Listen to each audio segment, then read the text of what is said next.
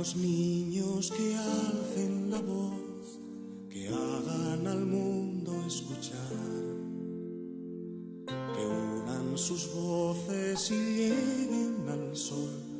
En ellos está la verdad.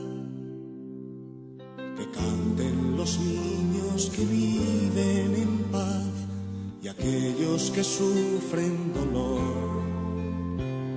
Que canten por esos que no cantarán, porque han apagado su voz. Yo canto